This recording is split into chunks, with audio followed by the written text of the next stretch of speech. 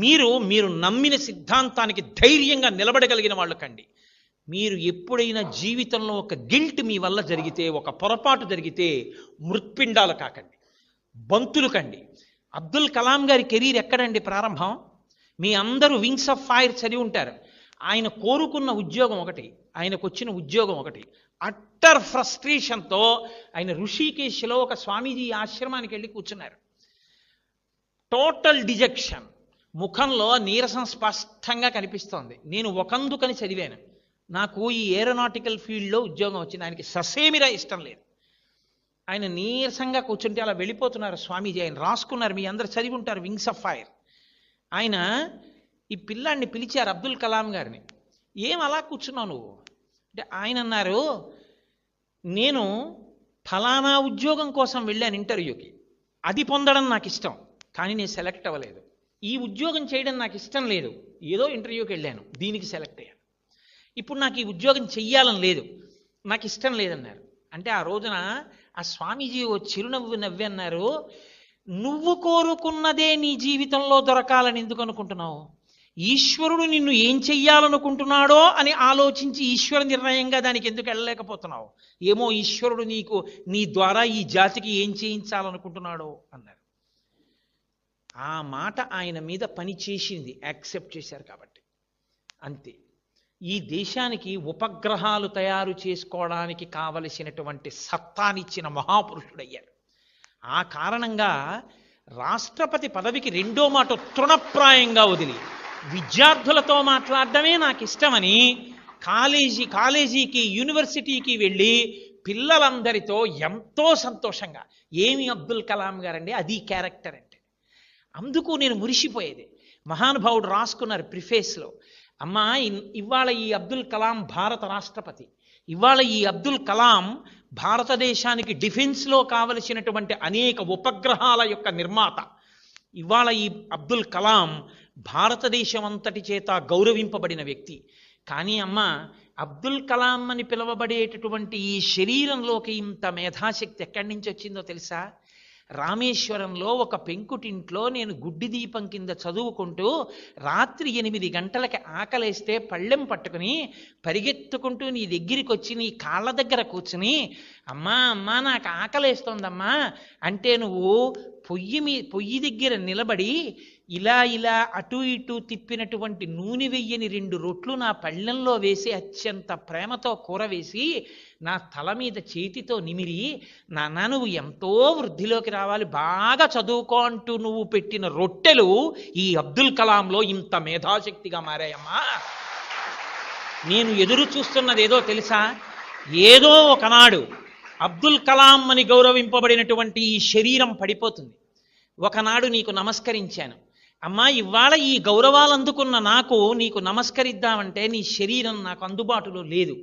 అమ్మా ఈ శరీరం అంటూ పడిపోగానే నేను చేసే మొదటి పని, నువ్వు ఏ శరీరంతో ఏ లోకానికి వెళ్ళగలిగావో ఆ లోకానికి ఆ శరీరంతో వచ్చి ఈ పృథ్వీ మీద ఇంత గౌరవానికి కారణమైన ఆశీర్వచనం చేసిన నీ పాదాలకి నా తల తాటించి నమస్కరిస్తానమ్మా అని రాసుకున్నారు. అది కొడుకంటే. ఇలాంటి కొడుకుతనం లేనివాడు ఎంత గొప్పవాడైతే ఎవడకు కావాలండి?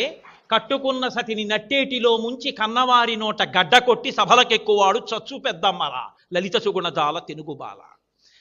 తన వాళ్ళకి తన తల్లిదండ్రులని చెప్పుకోలేనివాడు తన గురువు గారిని చూసి, ఈయన నాకు పాఠం చెప్పిన మాస్టారు అని బూట్లు 2 వేళ్లతో తొక్కి అవతల బారేసి గబగబా వచ్చి గురువుగారి 2 పాదాలు చేతులతో పట్టుకుని తల తాటించి నమస్కరించగలిగినటువంటి శీలవైభవం లేనివాడు ఎంత గొప్పవాడైతే ఎవడకి కావాలి? కనకపు సింహాసనమున సునకము కూర్చుండు పెట్ట ఏమిటి సుఖం దానివల్ల?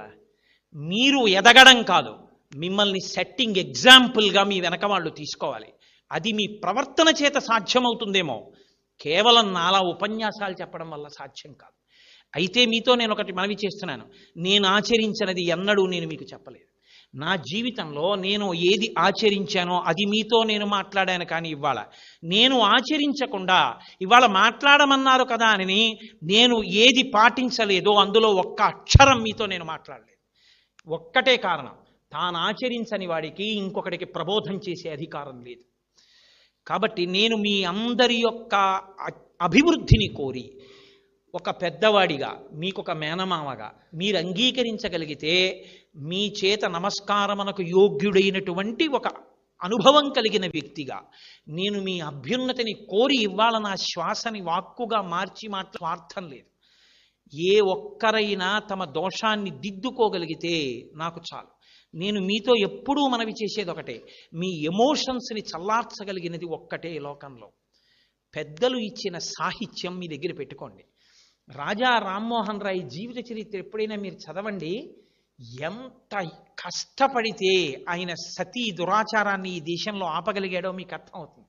నేను అనేది అదే, ఎప్పుడూ గ్రూప్ సబ్జెక్ట్స్ మీ క్యారెక్టర్ బిల్డింగ్ ఇవ్వలేవు. అప్స్ అండ్ డౌన్స్ని తట్టుకోగలిగిన శక్తి ఎక్కడి నుంచి వస్తుందంటే, ఒక భగవద్గీత వ్యాఖ్యానాన్ని మీ దగ్గర పెట్టుకుని ప్రతిరోజు ఒక శ్లోకాన్ని చదువుకోండి. భగవద్గీత కించిదధీత అంటారు.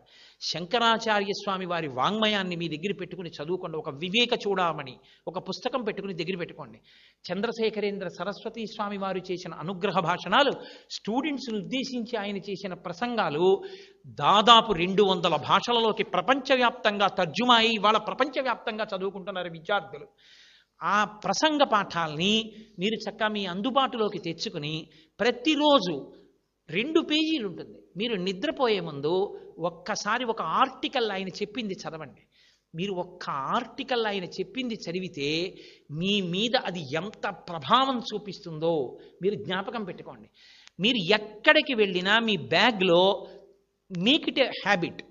తప్పకుండా మీకు అభ్యున్నతిని కల్పించగలిగినటువంటి రైటర్స్ యొక్క పుస్తకాల్ని మీరు మీ బ్యాగ్లో పెట్టుకోవడం అలవాటు చేసుకోండి.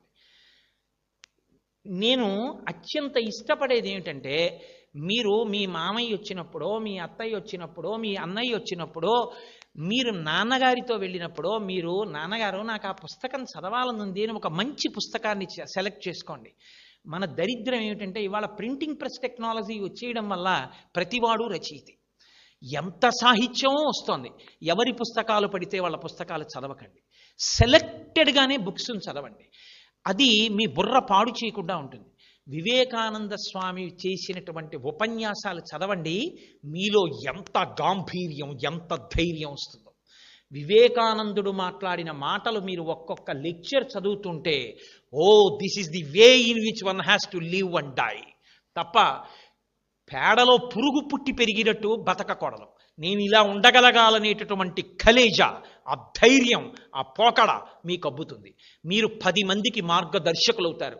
అరణ్యంలో ఎన్నో జంతువులు ఉండొచ్చు, కానీ ఏ జంతువు నడిచినా వానాకాలం తర్వాత వచ్చినటువంటి లతలు తీగలు అల్లుకుపోతే వాటిని తింపి వెళ్ళగలిగిన స్థితి ఏ జంతువుకి ఉండదు. పులి కూడా వెళ్ళలేదు, అన్ని తీగలు అల్లుకుపోతే. అన్నీ అల్లుకుపోయినా ఒక ఏనుగు నడిచి వెళ్ళిపోయింది అనుకోండి, మార్గం వచ్చేస్తుంది. ఒక ఏనుగు నడవగలిగితే వర్షాకాలం తర్వాత అరణ్యంలో మార్గం వచ్చి కుందేళ్లు కూడా వెళ్ళినట్టు, మీరు మహాత్ముల యొక్క పుస్తకాలు ప్రతిరోజు రాత్రి ఒక్క 10 నిమిషాలు చదివి పడుకోవడం మీరు అలవాటు చేసుకుంటే, ఎందరు మహాపురుషులు, శృంగగిరి పీఠాధిపత్యం వహించిన చంద్రశేఖర భారతి, ఒక మాట చాలండి జీవితాన్ని మార్చడానికి. కొన్ని వేల మంది వచ్చి వెళ్ళిపోతుండేవారు పీఠాధిపతి దర్శనం లేక. ఆ పీఠాధికారి వెళ్ళి అడిగాడు, ఎందరో వస్తున్నారు దర్శనానికి, వెళ్ళిపోతున్నారు.